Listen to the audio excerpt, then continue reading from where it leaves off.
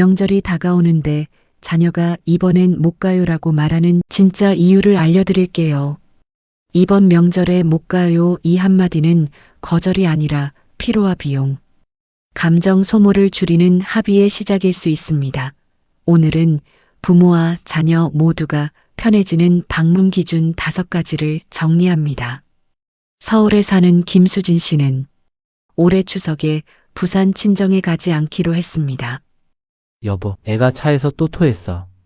5시간 운전해서 하루 있다 오는 건 너무 힘들어. 엄마한테는 뭐라고 말하지? 부산까지 왕복 10시간입니다. 아이 둘과 함께 가면 중간에 3번은 쉬어야 합니다. 도착해서는 하루 자고 바로 돌아와야 합니다. 교통 체증까지 겹치면 실제 이동 시간은 더 늘어납니다. 어린 아이들은 차 안에서 보채고 어른들도 지칩니다. 특히 영유아가 있는 가정에서는 이동 자체가 큰 스트레스입니다. 기저귀 분유 이유식 장난감까지 준비해야 할 짐들이 산더미입니다. 도착해서도 아이들 컨디션이 망가져 있으면 온 가족이 힘들어합니다. 엄마, 배가 아파. 집에 가고 싶어. 왜 애가 이렇게 보채니? 결국 모두가 불편해지는 상황이 됩니다. 이동 시간이 체류 시간보다 길거나 비슷하면 무리한 방문입니다. 이럴 때는 영상통화로 대체하는 것이 모두를 위해 좋습니다. 대전에 사는 이수진 씨의 고민입니다. 명절 때마다 내가 다 해야 해. 상 차리고 아이 돌보고 설거지까지. 그래도 어머니가 많이 도와주시잖아. 시어머니는 지켜만 보시고 나는 하루 종일 부엌에서만 있어. 전통적으로 며느리가 주방 일을 도맡아 하는 경우가 많습니다. 하지만 요즘 며느리들은 직장 생활을 하면서 평소에도 육아와 가사를 병행합니다. 명절에 친정집이든 시댁이든 또다시 모든 일을 맡게 되면 휴식이 아니라 더 큰 피로가 됩니다. 수진아, 애들 간식도 좀 챙겨줘라. 이런 일이 반복되면 명절 자체가 부담스러워집니다. 해결책은 미리 역할을 나누는 것입니다. 상 차리기 치우기 아이 돌보기를 가족 구성원이 나누어 담당합니다. 부모님도 할 수 있는 일은 함께 참여하시면 좋습니다. 설거지나 아이들과 놀아주기 같은 일 말입니다. 또는 아예 외식을 하거나 포장 음식을 주문하는 것도 좋은 대안입니다. 광주에 사는 박정호 씨 부부의 갈등입니다. 우리 부모님 댁도 가야 하는 거 아니야? 시간이 없어서. 어쩔 수 없잖아. 매년 이러면 우리 부모님은 언제 손주 얼굴 보냐고. 많은 가정이 이런 문제를 겪습니다. 거리 교통편 시간 등의 이유로 한쪽 집에만 계속 가게 되는 경우가 많습니다. 하지만 이는 양가 부모님 모두에게 불공평합니다. 자주 못 보는 쪽에서는 서운함이 쌓이고 자주 보는 쪽에서는 부담을 느끼기도 합니다. 해결책은 미리 합의하는 것입니다. 경련으로 번갈아 방문하기, 명절, 하루를 오전 오후로 나누어 양쪽 다 가기. 이런 방식 중 우리 집 상황에 맞는 것을 선택해서 가족 모두가 동의하는 룰을 만들어야 합니다. 그럼 올해는 우리 집, 내년은 당신 집 어때? 좋아, 그렇게 하자. 이렇게 정하면 매년 고민하고 갈등하는 일이 줄어듭니다. 부산에 사는 최영희 씨의 푸념입니다. 선물값에 톨게이트비 기름값까지 하면 100만 원은 나가. 허리가 휘어져. 그래도 명절인데 어쩔 수 없지. 매달 적금도 못 넣는데 명절 때문에 카드값이 치솟아. 명절 비용은 생각보다 큽니다. 선물비, 교통비, 용돈, 숙박비까지 합치면 상당한 금액이 됩니다. 특히 신혼부부나 아이를 키우는 젊은 부부에게는 큰 부담입니다. 집값, 육아비, 생활비로도 빠듯한데 명절 비용까지 추가로 나가면 가게에 무리가 됩니다. 자, 받아라. 오느라 고생했다. 애들 용돈이야. 아버님, 감사합니다. 용돈을 주고받는 것도 부담이 될 수 있습니다. 받은 만큼 다시 줘야 한다는 심리적 압박감도 있습니다. 해결책은 가정별로 명절 예산 상한선을 정하는 것입니다. 우리 집 명절 상한 30만 원. 선물과 교통비 포함 넘기면 편지와 영상통화로 대체하는 겁니다. 선물도 꼭 비싼 것일 필요는 없습니다. 마음을 담은 편지나 소액 기프티콘도 좋은 선물이 될 수 있습니다.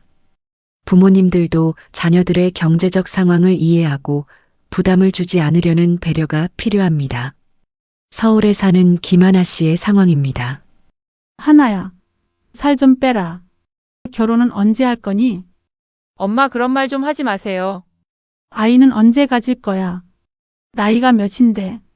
저도 사정이 있어요. 명절만 되면 나오는 단골 주제들이 있습니다.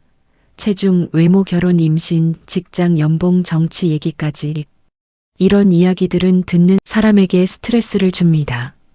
특히 민감한 개인사에 대한 질문이나 다른 사람과의 비교는 상처가 됩니다. 요즘 월급 얼마나 받니? 사촌 형은 대기업 다니면서 연봉이 얼마라던데? 이런 대화가 계속되면 명절 자체가 피하고 싶은 자리가 됩니다. 해결책은 미리 금지 주제를 정하는 것입니다. 가족끼리 이런 이야기는 하지 않기로 약속하는 겁니다. 공통된 주제로 대화합니다. 날씨, 여행, 음식, 취미, 좋은 추억 이야기 등. 만약 누군가 금지 주제를 꺼내면 이 주제는 오늘 쉬어요라고 부드럽게 말하고 화제를 바꿉니다. 명절 방문에서 자주 겪는 몇 가지 문제를 더 살펴보겠습니다. 숙박과 공간 부족. 부모님 집이 좁거나 가족 수가 많으면 잘 곳이 부족한 경우가 있습니다. 에어매트를 가져가거나 근처 숙박업소를 이용하는 것도 방법입니다. 또는 당일치기로 다녀오는 것도 고려해 볼 수 있습니다. 요즘은 반려동물을 키우는 가정이 많습니다. 하지만 부모님이 동물을 싫어하시거나 알레르기가 있으면 곤란합니다. 미리 상의해서 반려동물 동반 여부를 결정하거나 펜션을 이용하는 방법도 있습니다.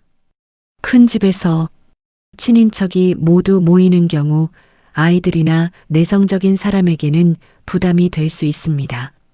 소그룹으로 나누어 만나거나 시간을 제한해서 만나는 것을 고려해 보세요. 실제로 새로운 방식을 도입해서 성공한 가족들의 이야기를 들어보겠습니다. 인천에 사는 조민경 씨.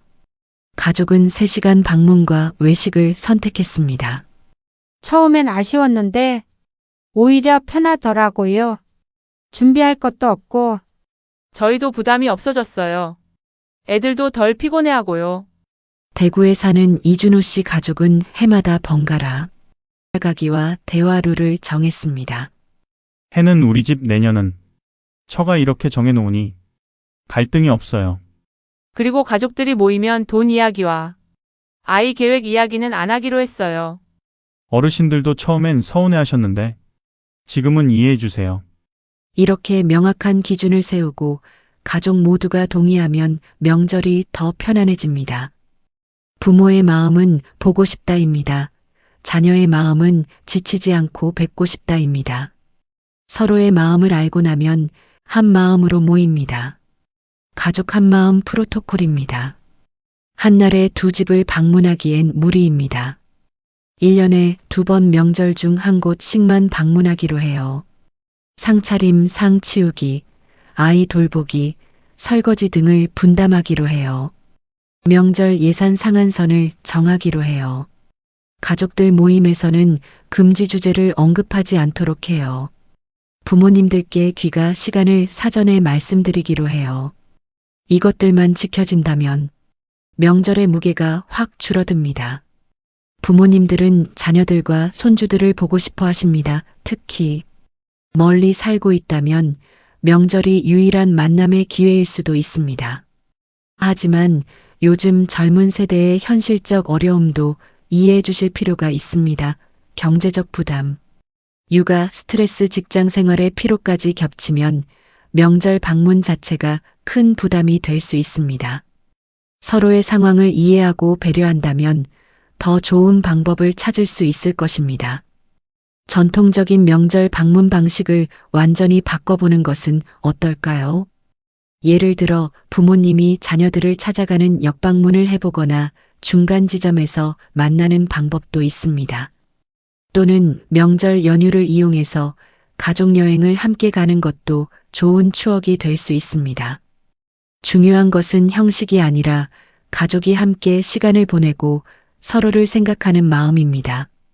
만약 이미 명절 방문으로 가족 간의 갈등이 생겼다면 어떻게 해결해야 할까요? 첫째, 서로의 입장을 들어보는 시간을 가져보세요. 왜 그렇게 생각하는지 이유를 알면 이해가 됩니다. 둘째, 완벽한 해결책은 없다는 것을 인정하세요. 모든 사람이 100% 만족할 수는 없습니다. 셋째, 차선책을 함께 찾아보세요. 양보와 타협을 통해 모두가 어느 정도 납득할 수 있는 방안을 만들어 보세요. 넷째, 시간을 두고 천천히 바꿔나가세요. 갑작스러운 변화보다는 점진적인 개선이 더 효과적입니다. 명절은 가족이 모이는 소중한 시간입니다. 하지만 무리해서 스트레스를 받으면서까지 지켜야 할 의무는 아닙니다.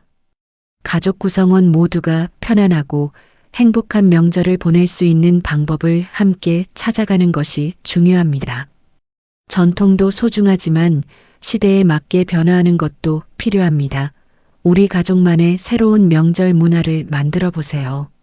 자녀가 편안한 선이 곧 우리 집 기준입니다. 명절 방문은 의무가 아니라 선택입니다. 서로를 위하는 마음이 있다면 어떤 방식이든 좋은 명절이 될 수 있습니다.